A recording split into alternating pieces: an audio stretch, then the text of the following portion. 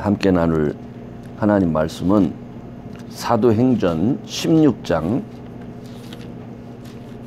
1절부터 10절까지의 말씀입니다. 우선 여러분이 시간이 있는 대로 이 16장 1절부터 10절까지 한번 읽어보시고 이 내용 요약을 제가 여러분들한테 해드릴 테니까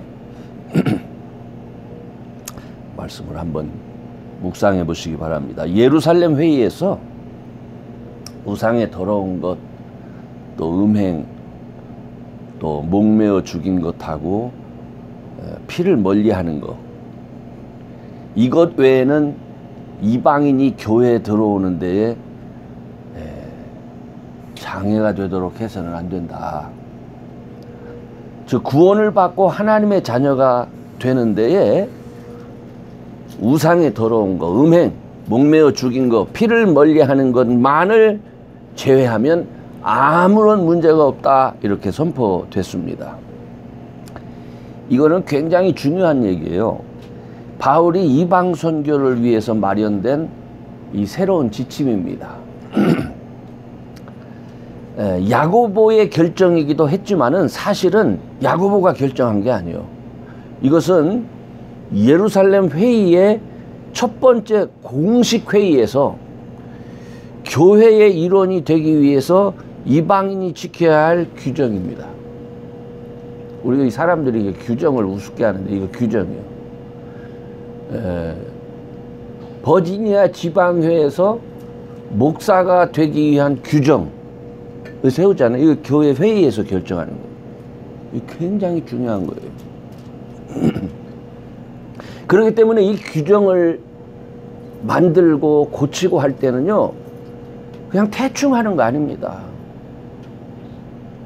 아주 심각하게 기도하면서 정말 이거야 담아야 할지, 이걸 담았을 때에 하나님의 교회에 사람들에게 상처가 주는 일은 없는지 심각하게 고민해서 선택해서 결정하는 거예요.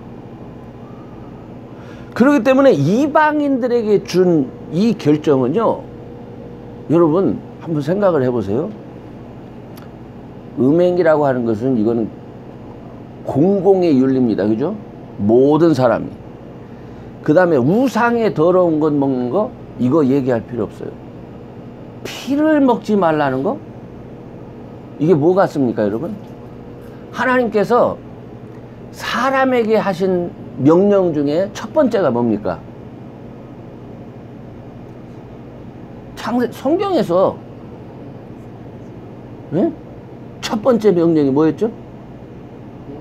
선악과 먹지 말라는 게 첫 번째 명령이고, 두 번째 명령이 뭡니까? 노아의 홍수 끝나고 나서 사람들이 노아의 홍수 전까지 음식이 뭐였어요? 식물이었지, 식물. 근데 홍수 끝나고 나서 하나님께서 동물들도 먹을 수 있도록 해요. 근데 동물을 먹되 딱 한 가지, 뭐만 제외하고? 피만 제외하고. 이거는 생명과 연관이 된 거니까 너희들은 이거 먹지 말아라. 자, 그러면은 피를 먹지 말라라고 하는 것은요, 율법이 생기기 전에 모든 인류에게, 우리가 노아의 후손이라 하잖아요. 그죠? 홍수가 끝나고 나서 노아로부터 시작됐잖아요. 모든 인류에게 하나님이 부탁한 명령입니다. 이 피 먹자. 근데 우리가 어떻게? 다 잊어버렸어요. 그러니까 이거는 유대인이 됐던 이방인이 됐던 모든 인류에게 하나님이 부탁하신 거예요. 그러니까 이걸 기억하고 있는 거예요. 그래서 하나님이 유대인을 택하기 전에 모든 인류에게 하신 명령, 그리고 사람이라면 마땅히 지켜야 할 것, 이것 외에는 이방인이 교회로 들어오는데 장애를 두지 말라, 이걸 결정한 거예요. 그래서 예수님의 형제 야고보가 이게 성령의 인도하심을 받아서 선언한 것이기 때문에 초대교회의 교인들한테는 그게 유대인이 됐던 이방인이 됐던 이게 절대적인 권위로 받아들여진 거예요.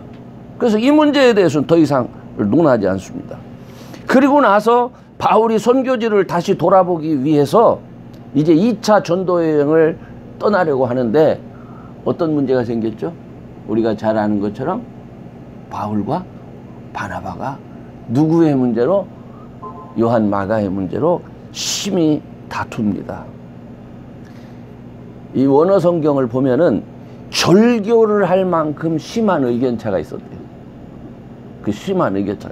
근데 정말 안타깝기는 하는데 우리 문석원 목사인가? 제가 문석원 목사가 이렇게 그 페이스북을 보니까 요거를 이렇게 얘기를 했어요. 아주 그 규정을 잘 해놨어. 그게 뭐냐면 바울은 사명을 위해서 목숨을 바치는 사람이고, 바울은, 바나바는 한 영혼을 천하보다 귀한 것으로 여겨서 또 생명을 바치는 사람이라. 그러니까 한 영혼을 천하보다 귀한 것으로 여겨서 섬기는 바나바와 사명을 목숨처럼 알고 섬기는 바울의 충돌이라는 얘기예요. 가만히 그 표현을 제가 그걸 몇 번을 되새겼어요. 되새기면서 그 문성원 목사한테, 목사, 참 이 정의가 멋있어. 그럼 우리 김국민 목사님 연극을 제가 한번 했습니다. 했더니 그렇게 좋아할 수가 없어요. 근데 실제로 하나님께서 그 모습을 봤었을 때 인간의 눈에는 다툼이었지만, 야, 이놈들 봐라 하지 않으셨겠어요? 하나님이 너무 다투긴 하지만 하나님이 너무 기쁘셨을 것 같아. 그래서 야, 싸우지 마라. 그래서 아마 하나님께서 바나바는 요한 마가를 데리고 너도 해, 싸우지 말고, 그래서 그렇게 해가지고 배를 타고 구부로 처음에 시작된 그 코스로 가죠. 근데 바울은 신라를 데리고 돌아오던 코스로 다시 돌아가요. 다시. 그래서 육로를 통해서 가고 한 사람은 배를 타고 가고, 이제 이렇게 되는 거죠. 저는 이 모습을 보면서 오늘 이제 이게 지금 오늘 말하고자 하는 본문의 배경이에요. 배경. 그래서 바울이 가는 곳이 어디냐면 본문에는 루스드라와 더베라고 하는 곳으로 이제 가게 되죠. 근데 이 루스드라와 더베가 어디입니까? 바울이 1차 선교 여행을 했을 때 여기서 어떤 일이 있었죠? 안진뱅이를 일으킨 역사가 있었죠. 나면서부터 한 번도 걸어본 적 없는 그 안진뱅이를 고치려 할 때 그 눈에서 일어날 만한, 병을 고칠 만한 믿음이 있음을 보고 이렇게 세웁니다. 너무너무 감사해요. 근데 이걸로 끝난 게 아니라 또 거기서 핍박이 당해가지고 도망 나와서 복음을 전하다가, 이고니온에서 복음 전하다가 루스드라에서 수많은 사람들이 아주 그냥 떼거지로 왔다는 거예요. 득세했다 이렇게 했는데 이게 수적으로 그냥 너무 압도적으로 많이 와가지고 붙잡아갖고 바울을 돌로 쳐 죽인 거예요. 그래가지고 성 밖에 내치잖아요. 그 제자들이 슬픈 마음으로 있는데 거기서 바울이 이렇게 하더니 툴툴 털고 일어난 거예요. 얼마나. 그러면서 그 제자들한테 다시 이고니온 성으로 들어가가지고 그 하룻밤 머물면서 제자들과 함께 있다가 다음날 더베로 가서 거기서 복음을 전했다 하는, 그러니까 죽었다가 살아나가지고 부활을 외친 바로 그것이 또 더베입니다. 근데 이것을 여러분 잘 아셔야 돼요. 지금 이 사도행전에서 이 말씀을 잘 이해하려면 이때 사도 바울이 어떤 심정으로 어떤 마음으로 전했는가를 알려면 이 지역이 혹시 어떤 지역인지 아십니까? 지금 루스드라, 더베, 이고니온 이것이, 이게 우리가 목사님들이니까 이건 잘 알아야 돼. 이게 갈라디아예요. 이 갈라디아 지역이요. 다시 돌아갈 때에 더베에서 이고니온에서 루스드라로 해서 이렇게 쭉 올라가잖아요. 그게 갈라디아. 그 갈라디아 바로 옆 지역이 어디입니까? 소아시아, 에베소, 빌립, 에베소 이런 지역. 우리가 요한계시록이나 이런 거 많이 보죠? 이 지역. 자, 그래서 여러분이 이쪽 지역에서 복음 전할 때 바울의 심정을 알려면 갈라디아서를 읽으면 돼. 그러면 그때 그 바울의 마음을 이렇게 막 느낄 수가 있어. 그들을 향한 바울의 심정을 느낄 수가 있어요. 근데 여기서 누구를 만나? 디모데를 만나. 디모데를 만나. 평생의 동반자요 믿음의 아들이 된 디모데를 만납니다. 그래서 여기서 한 일이 뭐예요? 디모데한테 할례를 해요. 디모데에게. 많은 유대인들로 인해서. 왜냐하면 디모데의 아버지가 헬라인이었어요. 그런데 사실 헬라인이었던 아버지가 유대인인 어머니를 만났다? 이게 아마 디모데의 아버지가 군인, 이렇게 뭐라고 하죠? 은퇴한 군인이었던 것 같아요. 왜냐하면 갈라디아 지역에 그 마게도니아에서 일부러 은퇴한 군인들을 위한 그런 걸 실제로 마련을 했었거든요. 그러니까 근데 이 은퇴한 군인의 아들이 유대인 여자가, 얘가 회당에 자주 왔을 거 아니야. 어머니가 회당에 간다고 하니까. 어머니를 모시고 자꾸 회당에 가니까 얼마나 기특하게 생각됐겠어요. 그러니까 많은 사람이 저놈 참 기특한데, 모든 사람이 다 알아. 그런데 문제는 얘가 뭐요? 얘가 유대인이 할례가 없는 애란 말이에요. 그러니까 모든 사람이 알기 때문에 바울이 어떻게 했어요? 얘를 복음의 일꾼으로 삼기 위해서는 유대인에도 거치지 아니하고 이방인에도 거치지 않기 위해서 할례를 준 거예요. 그 다음에 이제 계속해서 바울이 지중해를 끼고 아시아 지역에서 복음 전도하기를 원합니다. 그죠? 그런데 성령께서 어떻게 하셨다는 거예요? 막았다는 거예요. 그래서 결국은 흑해를 끼고 다시 비두니아 지역으로 가기를 원했지만은 그것조차도 성령이 막으셨기 때문에 밤에 마게도니아에서 손짓하는 소리를 듣고 사도 바울이 마게도니아로 가게 된다 하는 것이 본문의 내용입니다. 자, 길었어요, 서론이. 그러면은 이 본문이 우리한테 말하려고 하는 게 뭐냐? 우리 목사님들이. 이게 성령 받은 자의 삶이에요. 일꾼의 삶이에요. 일꾼의 삶은 첫 번째는 뭐냐면 구원받은 자로 살자. 이거요. 구원받은 자로 살자. 아까도 우리가 얘기했지만은 이게 갈라디아 지역에서 피도 먹지 말고 목매어 죽인 거 먹지 말고 음행하지 말고 이런 이게 뭐하고 같은 거예요? 이거는요 그냥 일반 사람으로서 세상 사람들과 구별된 모습이에요. 세상 사람과 구별된 모습에는 이게 있어야 된다는 거예요. 우상한테 절하지 말고 음행하지 말고 피 먹지 말고 목매어 죽인 거 먹지 말아라. 어? 이게 이 당시에 일반 세상에서 세상 사람과 하나님의 백성이 구별되는 거예요. 그것을요 갈라디아서 한번 찾아봅시다 여러분. 갈라디아서 5장 19절부터 21절. 갈라디아서 5장 19절부터 21절.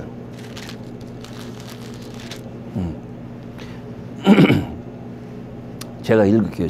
같이 읽을까요? 5장 19절부터 20절. 시작. 육체의 일은 현저하니 곧 음행과 더러운 것과 호색과 우상숭배와 술수와 원수를 맺는 것과 분쟁과 시기와 분냄과 당짓는 것과 불리함과 이단과 투기함과 술취함과 방탕함과 또 그와 같은 것들이라. 전에 너희에게 경계한 것 같이 경계하노니 이런 일을 하는 자들은 하나님 나라를 유업으로 받지 못할 것이요. 아멘. 야고보는 여러분이 잘 아는 것처럼 야고보, 예수님의 동생이었던 야고보의 특징은 뭡니까? 신약성경에서 자꾸 물으면 피곤하죠? 야고보는 행함 있는 믿음을 실천할 것을 특별히 강조한 사람이에요. 그래서 뭐를 썼어요? 야고보가? 야고보서를 썼잖아. 야고보서. 그래서 그 야고보서의 핵심이 뭐예요? 행함 있는 믿음이잖아요. 그러니까 야고보는 예수님의 동생으로서의 권위를 가지고 있었어요. 그죠? 동생으로서의. 근데 동생으로서의 권위뿐만 아니라 사실은 야고보가 이 초대교회 사람들한테 정말 성령의 사람이었어요. 이 낙타무릎을 가지고 있는 성령의 사람 야고보. 이렇게 아주 유명한 사람이요. 근데 이 야고보가 성령 받은 자가 우리 삶 속에서 경계해야 될 것을 가르치는데 바울이 이방인에게 뭐를 선포하는 사람이에요? 자유를 선포하는 사람이에요. 이방인. 너희들에게 우리 하나님께서 모든 억압에서 너희를 자유케 하셨다. 그래서 어떤 유대인이라도 너희들을 억압할 수 없어. 종교적으로 뭐로 다 억압할 수 없어. 그러나 우리는 딱 한 가지는 명심해라. 하나님의 백성다워야 되는 거야. 삶에서 하나님이 나타나야 되는 거야. 이거요. 하나님. 그래서 저는 우리가 영적으로 생각하자면 하나님을 나타낸다 하는 것이 삶 속에서 말하고 행동하고 먹고 뭐 이런 것도 중요하지만 우리의 의식까지도 우리의 모습 속에는 하나님을 나타낼 수 있는 사람이 되셔야 됩니다. 아멘. 어떤 사람이 하나님을 의식하는 사람입니까? 때때로 우리가 세상 살아가면서 어렵고 힘든 일 만나면 세상 사람들은 어떻게 됩니까? 하늘이 꺼져. 하늘이 꺼져. 염려와 근심과 걱정이 꺼져. 근데 믿는 사람은 어떤 사람입니까? 오늘 아침도 여기 이렇게 들어오는데 우리 집사람하고 이렇게 우리 고영덕 사모가 무슨 얘기를 하다가 어쩌고 하나님은 요즘 여름이라 이렇게 어려울 때라 다들 어려울 때라 우리 바깥에 가서 돈 쓰고 그러지 말아야 된다. 진짜 다 어려운 때라고 했어. 그래요. 우리는 어렵게 생각되는데 하나님은 하나도 안 어려우셔. 제가 그랬어요. 근데 이게 여러분 제가 그냥 툭 던진 말 같지만 이게 사실 우리 목회자한테는 이게 이런 확신이 있어요. 하나님은 비록 때때로 그래요. 자연재해 속에서도 가뭄이 있고 홍수가 있는 가운데서도 우리 하나님은 그 자녀를 어떻게 하시는 분이요? 공급하시고 먹이시는 분이요. 성경에 나와 있잖아요. 성경에. 그죠? 그 믿음이 있어요. 이게 구별된 모습. 우리의 삶 속의 행동과 생각과 모든 언행을 통해서 아, 나는 저 사람은 하나님의 자녀야 하는 게 나타나야 돼. 두 번째는 전도자의 유연성이야. 유대인을 위하여 이방인을 위하여. 그죠? 한번 생각해봐. 우리가 안 되는 게 어디 있습니까? 우리가 못 먹는 게 뭐가 있어. 그죠? 우리는 다 할 수 있는 사람들이요. 하나님의 자녀요. 그런데 이 하나님의 자녀가 사람을 얻기 위해서 헬라 사람으로 생활하는 디모데를 할례 받아. 다 큰 청년을 이 디모데의 결단이 있어야 되는 거예요. 그죠? 이 청년을 데려다가 바울이 아무리 그래도 그렇지. 너 할례 받아라. 명령한다고 그래서 그게 순종할 일이 아니요. 그것 때문에 수없이 많은 사람들이 어떻게 됐어요? 도로 교회를 떠났어요. 이 당시에. 그런데 믿음의 아들 디모데는 순종한 거예요. 왜? 믿음으로 받아들인 거예요. 예, 제가 하나님의 사심, 성령의 인도하심을 따라 순종하겠습니다. 그래서 이방인을 위하기도 하고 유대인을 만나기도 하는데 뭐가 없어지는 거예요? 스스로 장애를 없애요. 이것은 아마 그 지역에 있는 모든 유대인들에게 다시 알려졌을 거예요. 우리 디모데가 저 녀석이 저게 아버지가 헬라 사람이고 어머니가 누군데, 그죠? 정말 이제 할례 받아서 진짜 우리 유대인이 되었다고 하면서 유대인들에게 복음을 전하고 그들을 교회로 인도하는데 장애를 없앤 것을 볼 수가 있습니다. 아멘? 그래서 저와 여러분들의 삶 가운데는 진리라고 하는 것, 아까도 얘기하는, 아까 그것 때문에 싸우게 된다. 얼마나 좋아요. 아까 그 바울과 그 바나바처럼 한 사람은 영혼을 너무 사랑하고 한 사람은 사명의 목숨을 걸어서 그것 때문에 충돌이 생겨서 우리가 다투고 그런다면 할렐루야지. 할렐루야. 그렇죠? 맨날 쓸데없는 것 가지고 그냥 주여. 그죠? 우리 그런 것 가지고는 싸우지 맙시다. 할렐루야. 물론 이거 갖고도 싸우라는 거 아니에요. 나중에는 우리가 성숙하지 못하니까 싸운 거예요. 나중에 보세요. 사도 바울이 여러분 갈라디아서를 보면 바나바를 얼마나 귀하게 여깁니까? 한번 쭉 보세요. 비록 다투고 헤어졌지만 바나바와 교류가 끊임없이 계속되고 있어요. 그리고 훗날에 디모데후서에서 어떻게 마가를 데리고 와라. 보고 싶은 거야. 그리고 얼마나 성숙돼 있어 이미. 그리고 그쯤에서 요한 마가가 뭐를 썼어요? 마가복음을 쓰잖아요. 그러니까 결국 그리스도 안에 있는 사람들은 다툼이 아니야. 성숙하면은 서로를 향해서 내가 이게 부족했구나를 깨닫게 하는 거예요. 나는 이게 부족해. 그래서 결국은 성장해서 하나가 되는 거예요. 아멘? 아멘. 우리 여기 있는 분들은 그런 사람이 되기를 바랍니다. 저 미워하지 마세요. 예? 예, 저도 여러분 안 미워해. 할렐루야. 그 다음에 이제 세 번째로는 제일 중요한 게 뭐냐면 우리는 주님의 인도하심을 따르는 거예요. 아까도 얘기하지만 바울의 마음속에는 어디로 가고자 하는 마음이 있어요? 무시아 지역에 딱 도착을 했을 때 갈라디아 중앙을 통과를 하는 거예요. 갈라디아 지역의 그 중앙 더베와 이고니온과 또 루스드라 지역을 이렇게 쭉 통과를 하는데 옆엔 소아시아 지역이고 그런데 어떻게? 무시아 지역에 와가지고 이쪽을 좀 가고 싶어. 그리고 이쪽이 제가 생각할 때는 이쪽은 험준한 산악이고요. 이쪽은 해안가예요. 해안가. 아마 좀 이쪽이 좀 먹을 것도 많고 좋지 않았겠어요? 그러니까 그쪽을 가고 싶었겠지. 근데 막으시는 거야, 하나님. 막으시는. 그래서 어떻게 막으셨는지는 기록되어 있지 않아요. 그래서 진보적인 신학자들은 아마 이때 바울이 많이 아팠을 것이다. 심한 열병에 걸렸을 것이다. 그래서 도무지 어떻게 갈 방향을 알지 못했을 거다. 이런 얘기를 하는 사람들도 있어요. 뭐 그런다. 그건 우리가 안 봤으니까. 어쨌든 성령이 그렇게 하셨다까지만 알아요. 그런데 거기서 어떤 일이 있어? 드로아로 가게 됐을 때에 거기서 환상을 보여. 그래가지고 성령의 인도하심을 따라 이제 마게도니아로 건너가는 게 이게 유럽 선교의 첫 발이 되잖아요. 첫 발. 아니, 그때 이때 바울이 가졌던 그런 심정들을 우리가 데살로니카를 보면서 알 수가 있어요. 물론 훗날에 빌립보서를 통해서도 알 수 있지만 그거는 이제 옥중서신으로 분류되니까 데살로니가 전후서를 보면서 그때 바울이 가졌던 심정을 우리가 또 읽을 수가 있어요. 그래서 저는 여러분들에게 정말 주님의 인도하심을 따라간다는 것이 얼마나 소중한가. 우리가 때로는요, 제가 이제 와서 깨닫는 건데 목회를 하고 개척을 하고 어떤 일을 하면서 사람의 계획이 먼저 있어요. 늘 저는 1900 몇 년도 그때부터 이제 했으니까 올해의 목표, 올해의 실천사항 몇 개 딱 정하고 세부계획 또 딱 정해서 1월에 뭐 하고 2주에 뭐 하고 무슨 훈련 뭐 열심히. 부지런하지도 못한 사람이 그렇게 그냥 그런 일에는 또 열심히, 쓸데없는 일에 열심을 한 거예요. 지금 생각해 보니까 얼마나 참 미련하고 답답한지.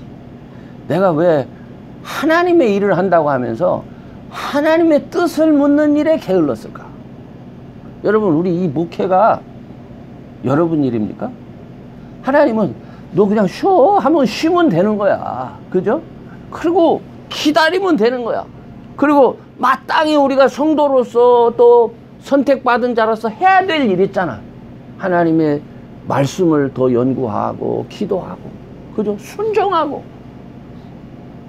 복음 전하고. 그거 당연히 마땅한 일을 하다 보면 하나님이 일을 열어가시죠. 그럴 때에 하나님이 우리에게 사명을 줄 때 어떻게 해야 됩니까? 힘을 다해서 충성하는 게 우리죠. 맡은 자에게 구할 것은 충성밖에 없는데 하나님이 워워워 해도 못 알아들어. 그냥 가버리는 거예요. 그냥 가버리는 거예요. 그래서 어떻게 됩니까? 하나님의 교회가 세상적으로 되고 앞을 보지 못하는 성도들 그 충성을 엉뚱한 것 갖다 쏟아놓게 하잖아요. 제가 군대에서 제일 답답한 게 뭐냐면 밤새도록 막 도자로 그냥 병사들이 땀 흘려가며 가지고 사격장을 이쪽에다 이렇게 세워놨어. 이쪽 산을 옮긴 거예요. 산을 이렇게. 다음날 한 분이 딱 오더니만, 야, 이거보다는 이쪽이 좋잖아. 손가락질 한 번 하고 이 사람은, 그죠? 이게 좋잖아로 끝난 거예요. 그 다음날부터 밤새도록 해놨는데 그냥 밤새도록 와가지고 또 이쪽으로. 내가 그걸 보고 야, 군인의 힘이 대단하다 하는 것도 느꼈지만 속으로는 화가 났어요. 저 미련한 놈들 시작하기 전에 분명하게 했어야지 저게 뭔 짓을 하는 거냐. 그렇잖아요. 참 속 터지는 거예요. 속 터지는 거예요.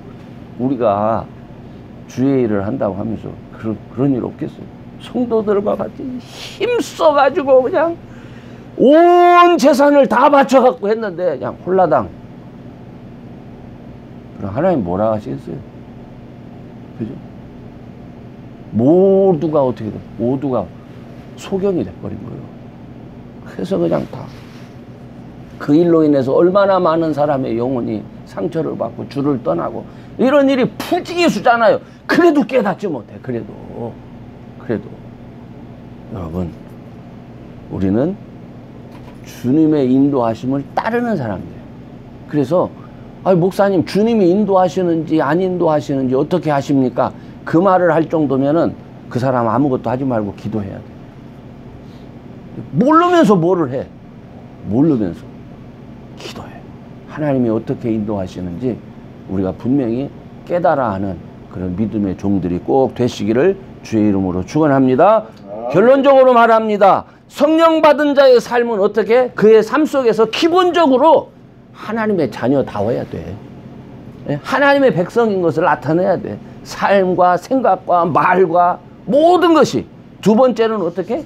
성령 받은 자의 삶은 모든 사람을 향해서 뭐가 있어야 된다고? 유연성이 있어요.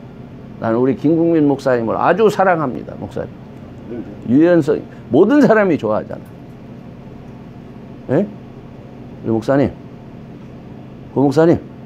모든 사람이 사랑한다고. 할렐루야? 예? 이거 쉬운 거 아니야. 이거 쉬운 거 아니야. 제 별명이 문칼이었었다니까. 이제 무뎌져서 둥글둥글해졌어. 할렐루야. 아직도 아니요, 사실은. 근데 기도해 주셔야 돼. 노력해야 돼. 그리고 마지막으로는 성령의 인도하심을 받고 순종하자. 여러분은 환상으로 못 보겠어요? 사도 바울, 하나님이 급하시면 사람을 붙여서 끌어가시기도 하고, 하나님이 급하시면 환상을 보여주시기도 하시고, 하나님이 급하시면 우리를 붙들어 직접 가시기도 하는 거예요. 아멘. 네, 이 일을 경험하면서 성령 받은 자로서, 정말 믿는 자로서의 모습, 일꾼으로서의 모습을 여러분의 삶을 통해서 잘 표현하시기를 주의 이름으로 축원합니다.